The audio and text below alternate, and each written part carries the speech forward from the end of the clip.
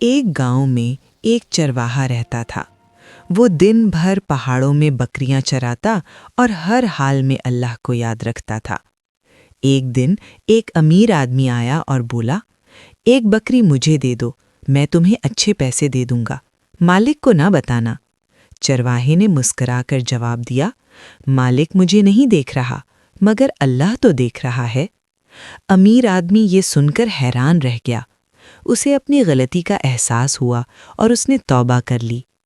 کچھ وقت بعد چرواہے کا مالک آیا۔